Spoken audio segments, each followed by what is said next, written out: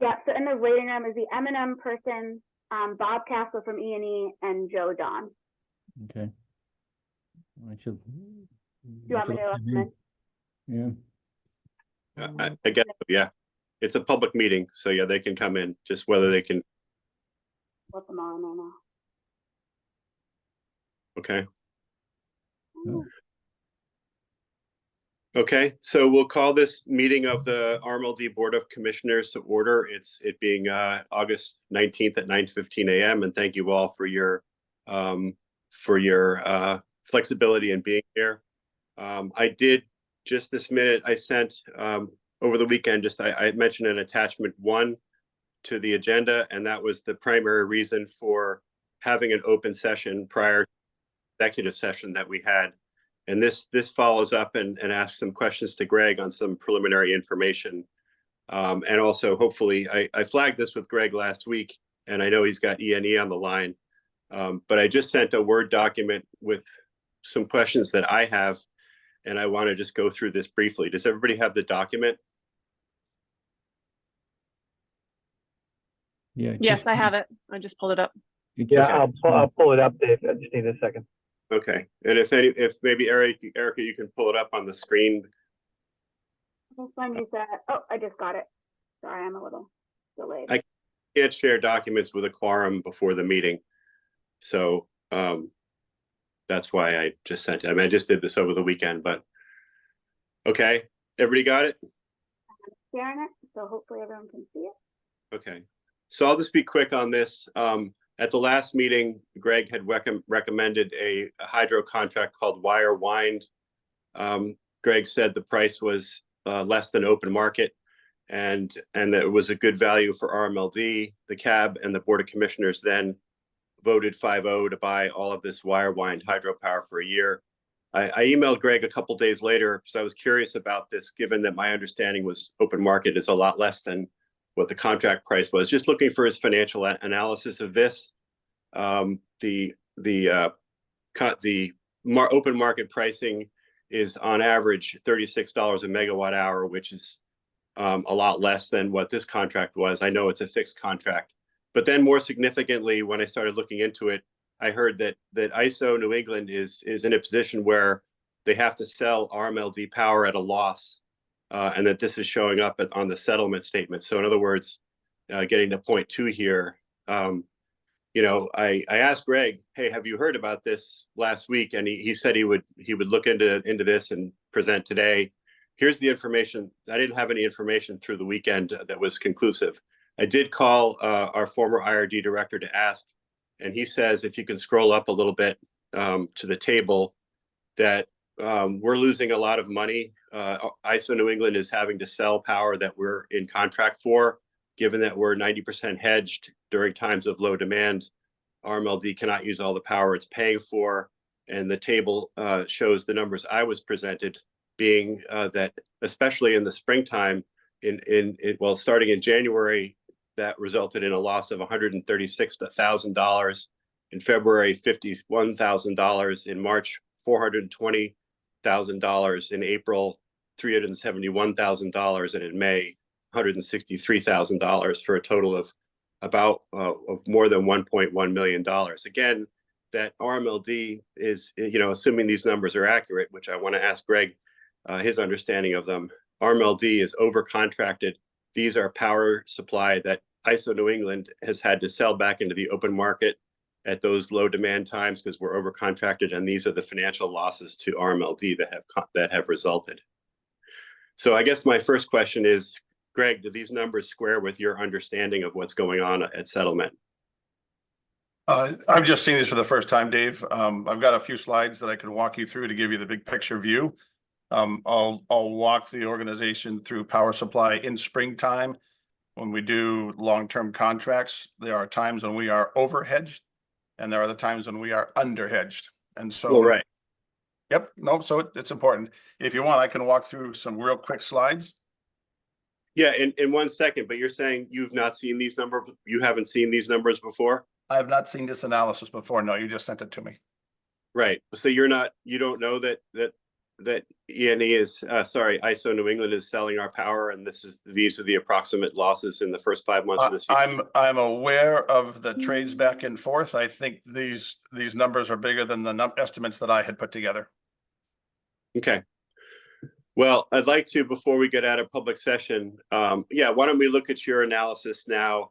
But I have a motion, because I did ask you back a month ago to provide your analysis of, it certainly appears that in March and April, when hydro is running strongest, is when RMLD is losing the most at ISO New England settlement, understanding that sometimes there might be a little ups and downs, and that then to go in and recommend another hydro contract when this has just happened is the question I have, is to ask you for what was the financial analysis you made when you made this wire wind recommendation to us last month and we all voted for it. Agreed. So, yeah, go ahead and do your presentation, but I would like to have somebody render that into a motion before we get out of regular session. So we now, or you want to do it after? Well, let's listen to your. I'd like to hear your presentation. So we can get into more detail of that on Thursday night, but I'll give you a quick summary right now, since the request to do this came through on Thursday, but we have a couple of pieces together. So hang on just for a second. Let me share.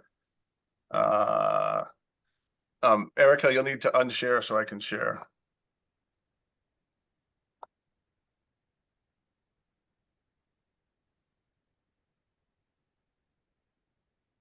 Go. Good. Screen 2. Okay. You guys can see slides? Great. Yeah. Yes. Thank you. So, big picture, higher hedging. So higher hedging is a trend in power supply, right? I won't go through all these details, but just real quick picture. Because this is power supply is very complicated. We talk about it on a constant basis. There's a lot of elements that go into the decision process. But before 2021, 2010 through 2020, basically, prices of energy were lower and more stable. They went up and down, but generally speaking, more stable. And the strategy back then was 60% hedged. That was fairly typical. Through that period of time, as far back as, well, at least for the past 15 years, winter wholesale prices tend to be higher. Sometimes the summer wholesale prices also tend to be higher. Prices in springtime tend to be low. The other element is recently, since 2021, both the price volatility and the price range has been increasing. I'll show you some data on that in just a second. We made a strategic decision a couple of years back to go 90% hedged roughly. And there's a reason why we did that. It's basically to reduce risk. The whole idea of power supply is to reduce price spikes that get passed on to our customers. So our goal is to dampen the top end of the scale. There are months that can exceed 100% hedged, which is true. Why do we do that? There are a couple elements to do it. One is this, I just mentioned, to dampen item B there, to dampen the rate effect of upward pressure on wholesale prices overall. Also to dampen when there are price spikes. There's a lot of history in terms of price spikes. So our goal is to minimize risk. We've talked about that many times. Item C is another important piece, and in particularly hydro. So we made a conscious decision back in 2021 to increase our hydro portfolio. In New England, there are a limited number of hydro facilities. There are no additional ones being built. There are some that are in fact being decommissioned. So there's a limit in terms of hydro facilities. Our goal was to put hydro roughly in the low 20% range of our portfolio. So that item C is that we want to enter into agreements where we have access to the output of these hydro facilities. The other reason why a hydro is important, it is a non-carbon resource. So they will generate either mass class 1s or main class 2, but they will generate certificates that we do need right now in terms of our retirement strategy. as well as us needing to have those available to retire in the 2030, 2040, and 2050 targets. So there's a strategic perspective in terms of also trying to secure generation. The other element is this item D, is as our portfolio is increasingly intermittent, there'll be times and scenarios where where it's dry weather, where it's not windy and it's not sunny. So we need to make sure that we have energy available, particularly during peak hours. So that's what D is all about.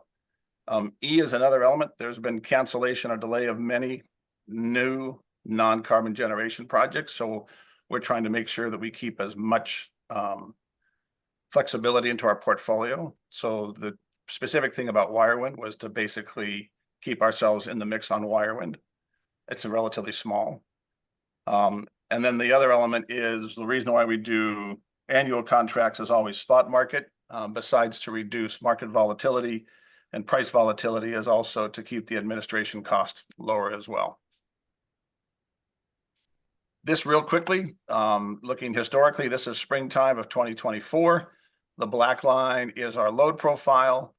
The top of the blue lines here is the amount of energy that we have contracted. So yes, in February and March and April, we were overhedged, understandably so. Again, the reason but we try and make sure that we balance out against periods where we're underhedged. Over the past 2 years, it's been very wet, so hydro has been much stronger than was expected, than typical, than historical. If you remember the presentation that we did with the Wirewind, we actually put together the slide ahead of it, which talked about the output being closer to 30%. The last piece, just to talk about real briefly, is this gives you an idea of the forward price curve. So you can see it goes from $40 up to $120. This is going forward in time. They vary hourly. Generators use these forward price curves to estimate prices for annual fixed contracts. So there will certainly be times in the market because the real-time price varies regularly. But they have an interest, they being generators, and we have an interest in having long-term contracts for a portion of our portfolio. The other element that we're looking at right now is taking some of our long positions where we're overhedged in the springtime, and actually, because there's value behind them, because they're tied to hydro in particular, and to a lesser extent, solar, but actually use those to, as we're looking forward already. In fact, when that email came, Dave, on Thursday morning, several weeks back, I had scheduled a meeting with E&E, and so that's why they happened to be sitting in my office working through power supply when your email came in. So we're actively, power supply is it's a team effort. We work very closely with E&E and a bunch of different providers. And it's a strategy that we lay out to you guys on a regular basis. So I don't know, Ken or Bob, do you want to make any additional comments? Yeah, can I just make one quick comment? And the chairman, I think, brings up some good points when you look at how this is priced. But just to step back, hydro is actually kind of, I think it's less than 10% of the market in ISO New England. So we do advise RMLD and other MLPs, if you can get a good hydro contract, you should, consider it very seriously, because it's very limited. And like Greg said, there's not going to be more. Hydro is beneficial because you get a lot of the megawatt hours in the winter time period. But in exchange for that, you do get megawatt hours in the spring when the snow melts and, it's raining more. But when we price these things, we look back, we try to take as much as 10 years of historical hourly data. So we look at each hour of the year going back over 10 years, and we actually come up with a price for each hour of that year. But then we average it out to make it a fixed price contract. So what's actually happening with these hydro contracts and other intermittent supply contracts, it may look like you're settling with the pool at a lesser number in April, but typically in the winter, you're getting below, below market power, because that pricing should average itself out over the course of a year. And we do that for a couple of reasons. It's just administratively easier to track one price over a long period of time.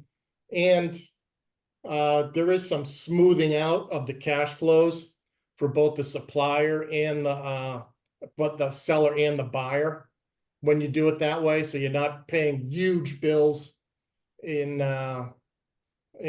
January, for instance, or December, and the supplier's not making all its money in just 1 or 2 months. It kind of balances things out. That's just kind of like a big picture from a pricing perspective. Ken, I didn't know if you wanted to get into any. Okay, yeah. So that, I mean, So, and I'd like to have others comment, but just to thank you both, just to react real quick to a couple of those things. Since we're not buying RECs from this wire wind, that's not really part of this discussion. It's just a straight power purchase. The understanding I have is that average hourly price is $36 over the last year. But in particular, if we had just been seeing big losses in February, March, April, May, totaling, $1 million, and those are what running, why would we choose a fixed contract for another hydro against that backdrop? And that's kind of the more specific question I have, other than I don't have a question of the general concept of hedging across multiple different diverse power supplies. And I also don't understand what the word under hedging means, because it suggests there's a magic percentage of hedging that one should have. I mean, unless, Greg, you mean under 100% is under hedged. I mean, but anyway, that it suggests there's a percentage that we're supposed to be at. But I just got information that we've lost $1.1 million in the first 5 months of the year. It seems to align with when hydro was running, and yet we were just advised to do a contract for electricity only for another hydro for exactly 1 more year. So it's not giving us a 10-year, it's 1 more year with this particular one. So that's my question. I would like other members to weigh in if they would like to. Can I answer one of your questions, David? I mean, yes, the average price during 2023 was roughly around $36, $37 in the ISO market. If you go look back at 2022, it was like $82. And in 2021, it was like $45. So the price on the day-ahead market in ISO New England is very variable, and a lot depends on the underlying cost of the fossil fuel used to generate incremental megawatt hour. When we look forward to 2025, that number, I believe, is in the $60 range for around the clock power. That's where they expect power to, that's where traders and the market is settling out forward transactions. Fair. So that is what Greg, I believe, used in coming up with whether or not this makes sense for RMLDs based on that forward curve for prices. Not looking back historically, but looking forward to what the market is presenting for the value of that asset. Yeah, That makes so, yeah. Good, Bob. so I get bottom line, we're trying to see if we lost money in that investment, right? Or is it going to lose money, or did we where the appearance says we lost money due to several contracts, and I appreciate the input. There's a lot of variables that have to be taken into consideration, but I believe our concern right now is, did we enter into a bad contract, right? Kind of a bottom line type question is, and that's what we're wondering. At least I am. So.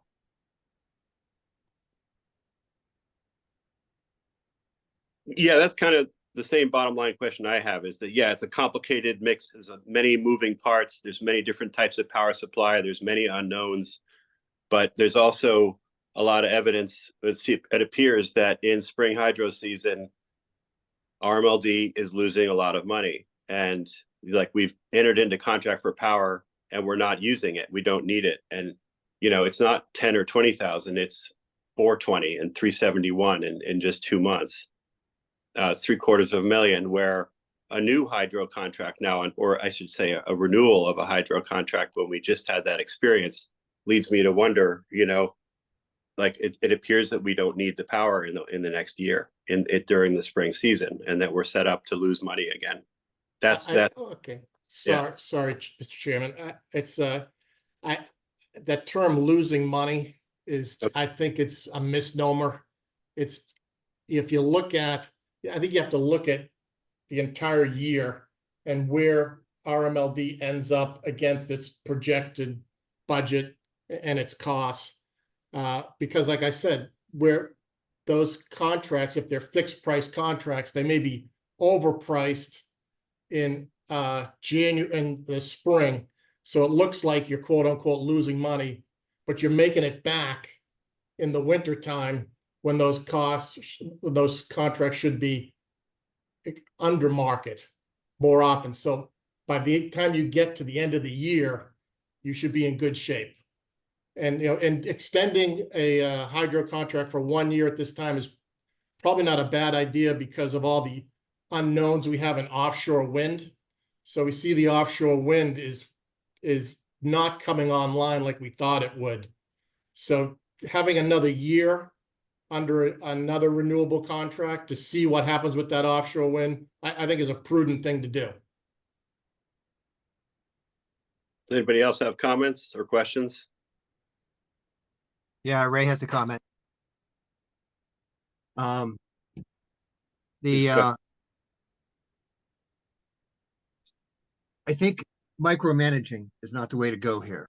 I think the basic question is, did the general manager seek advice from people who understand the market and follow the recommendations given, balancing the various power needs and demands of the community, trying to protect against the times where power is more expensive, even at the risk of having power purchased at rates which are below the instantaneous market. And right now, from the discussion I see, I do not see anywhere that reasonable discretion and judgment was used based on the advice given. So did by micromanaging this one piece of information show negative sales as opposed to positive sales? Yeah, but you gotta put it in total context. Yeah, You can't, this can't be taken out of context. And to say that, oh, we'll skip a year, we'll do something else, I think misses the point that this is not something you can give up and expect it'll be there next time. So I think maintaining the relationship, given the advice of power experts in the field, is a reasonable decision was made. This is why we want to do energy savings. Electricity can't be stored and put on the shelf. This is battery storage over periods of months aren't really often achievable. You kind of shift a few hours. So when you look over a few months, you know, maybe we can pump the water up into a water tower and have it sit there for a few months. But, you know, other than that, these are the bets you make, and you look at the market as a whole. I don't see an issue here. A good question. We should get answers. I think we've got answers, but I don't see anything here. Okay, just want to distinguish between asking questions and micromanaging.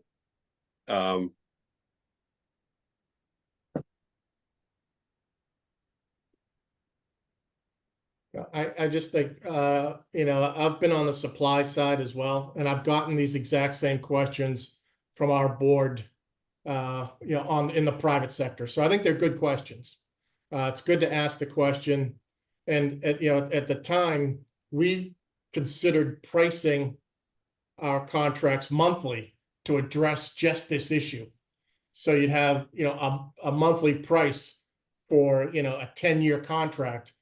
And what we found was over time was we might miss a month, and like, so then we have like billing issues because someone didn't price it at the right price. So we said, let's just do a fixed price, and we don't have to worry about administrative issues or typos and that kind of thing.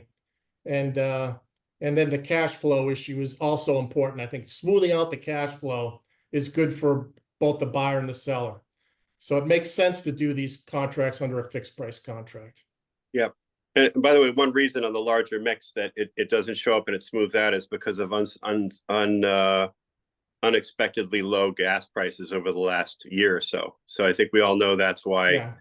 Yeah, So yeah, that's a good point, Mr. Chairman. That's a good I mean, point. and I guess I'd like, before you are off the line as the expert from E&E, I mean, are you seeing these types of month-over-month ISO settlement negative numbers at other MLPs of this magnitude for their size? Yeah, absolutely. We see we have the exact types of portfolio for everyone else as we do for RMLD.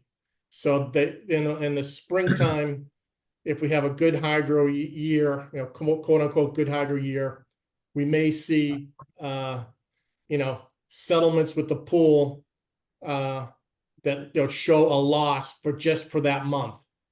But then it does average itself out over the course of the year. And actually, like I said, hydro's only 10% of the pool, actually a little less than 10%.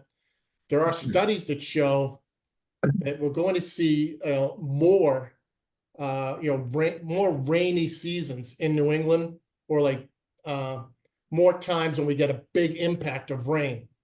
So, having hydro as part of your non-carbon portfolio, we think is a win, because we're going to see more hydro energy in the summer months and in the winter months when it's needed most. Yep. And in exchange for that, we're going to have to take some of the hydro in the springtime when we don't need it as much. But that's across the board, Mr. Chairman, not just RMLD. Thank you. And unless anybody objects, I wouldn't mind if somebody made a motion just on the first portion and the third portion, just to understand how our long hydro position in the context of 90% hedging, what that sets us up for, and by the way, just to raise point, and I don't want to, I did ask these questions of Greg on July 27th. After the vote, I was saying, hey, can you just send me your analysis supporting the vote we just made? I did send that to Greg on the 27th. I didn't have an answer, and that's why I'm raising it now with this benefit of this additional information. I just want to clarify to everybody why this is happening now, and it could have been handled in some emails and earlier. So yeah, if anybody, Chairman, yeah. So I think my response back to you is to sit down and walk you through. We tend not to do pricing in open session, and so if you look at the email traffic, I actually responded back and said, let's sit down and walk through that topic as well. Well, you mentioned the pricing in the open meeting, but be that as it may, I did ask you to send me the analysis, and that's all. I did ask for it, and I've had COVID for 2 weeks, and I'm just trying to get questions also so the board sees the questions as well. So it's just trying to be a board member and ask the questions and have my colleagues see what the questions are and hear the full discussion. So So Dave. Yep. Pam here. Can I jump in real quick? So I think what I'm hearing here, and appreciate all of the points here, is a couple of things. One is, I think you're seeing an interest in some more detail around what these hedged, higher levels of hedged contracts actually mean, plus or minus. So, if what we're seeing on the screen, or what we did see on the screen, what's in the document, is 6 months of negative impact, I think we probably need the full year picture, or maybe an 18-month picture that shows us where's the positive impact and what did that actually net out to for the organization and the ratepayer. Because as I think about this high level of hedging and the impact we saw in the first 5 or 6 months of this year, what comes to mind for me is, okay, well, could it have been better for the ratepayer to actually leverage some of our rate stabilization fund if we see a peak, or so, versus have negative impact like this? And I understand it's not, maybe the language that we're using isn't perfect, but essentially we're paying for more than we actually need. So I think in the context of this motion that Dave's asking for, I'm happy, Dave, to make the motion. But I think we want to look at least 18 months. And apologies for the background noise in my if you can hear that. So that's one piece. Then to that, Pam, And go ahead, finish. oh, sorry. And then the second piece that I was just going to say is to the point around the additional, rain, expected. To me, that says, okay, supply is actually going to go up, which means the per hour rate is going to go down because more supply will be available. So does contracting at a fixed price really, above market rate potentially really makes sense? So, maybe we need a sensitivity analysis as part of that just says, if we expect these big significant rain events to happen more frequently, what does that do in theory to that price of hydro? And does it make sense for us to pursue contracts that are a little bit lower average price just to account for the fact that you're going to see those big swings? So I think those two pieces I think would be really helpful for me, at least, just to try to square the circle on this data set. So I would say the piece I'm interested in is very specific to wire wind, the decision and the recommendation on that contract in light of, what we're seeing in the market right now. And it's only a 12-month contract. It's hydro. We're heavily hedged. So if unless somebody objects to reading just the first portion of that, of the 3 points at the end of that memo, and then add however you want to word your question, Pam, maybe there's a 2-part. Does that make sense? And then we move on. Yep, I can read that.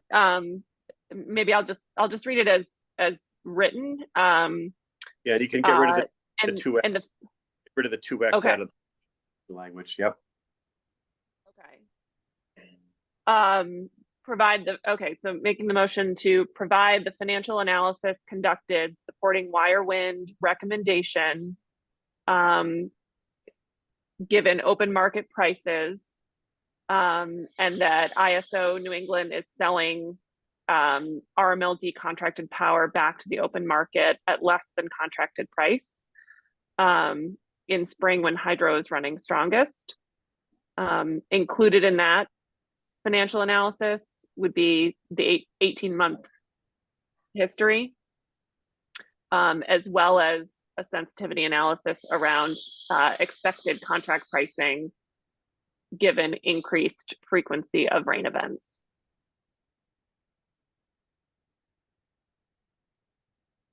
Anybody have a second? Second. Okay. Anybody else want to discuss that or tweak it? Ray, are you okay with it? Can I just You're on mute, Ray. You're muted, Ray.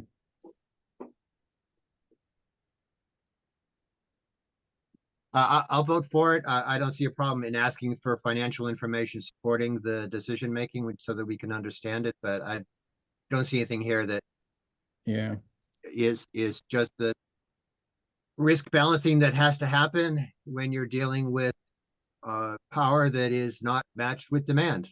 You're going to win some, you're going to lose some. That's the way it goes. Yeah, I would have preferred that we just, we had the first sentence, provide the financial conducted supporting recommendation, end it there, and then add Pam's additional things she put at the end after that. I take out all that verbiage in the middle. I think that's what we're asking for. We're asking for the, supporting his recommendation at that point, and get rid of that verbiage in the middle. I ask that the verbiage be kept in because, it's one thing to just say, oh, it's good to be hedged with lots of different kinds of power. And it's another to say, how do you specifically account for the fact of, we just saw. In that case, Mr. Chairman, I'm planning to vote against the motion. Okay.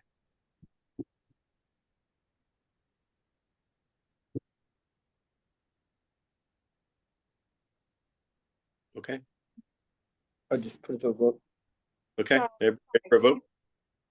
Can I just read this back one more time? And is it, you're having move that provide, so move that the board recommend or ask the general It manager? should be move to instruct the general manager, should be the proper wording. Move to instruct the general manager to provide the financial analysis, okay? Conducted, supporting wire wind recommendation given open market prices, and that ISO New England is selling RMLD contracted power back into the open market at less than contracted price when RMLD is In spring, when hydro is running strong. when hydro is running strongest. Included in this financial analysis is the 18-month history and a sensitivity analysis around expected contract prices given the increased frequency of rain events. We've had that's the motion, and we've had a second. So all in favor? All in favor? Ray Porter, aye. Mr. Coulter, aye. Talbot, aye. Pam Mr. Dastelakis, aye. Ms. Pacino, no. Okay, thank you. Motion carries 4-1. Okay, thank you. There's another item here that Bob wanted on the agenda. Yes, hi. Yeah, I wanted to discuss, again, starting to look at certain items, you know, with a little bit level of scrutiny. I've been noticing or looking at overtime costs increasing steadily at Reading Light. We're basically over budget or at this point. So I would be looking to ask Greg to provide some analysis on breaking out overtime costs, historic versus run rates, you know, at this point in time. The other, I don't know. Happy to do so. Yep. We've been working on it for a while, so we're finishing up the analysis, but happy to do that. Yeah. Yeah, Yeah. I mean, we can present that at Thursday's meeting because we're meeting again this Thursday. Right. So, I can have some preliminary stuff. Yeah, so we can have some preliminary stuff by this Thursday. Yes, sir. Well, Greg, the other thing, I'd like to see what the impacts of that are driving that. We haven't had any major storms, right? So there's no real driver for dramatic. And the only big change that we've had is our schedule, right? And that schedule going to 4 days, and whatever that is. And I know there's other discussions about introducing rest time, which is off topic.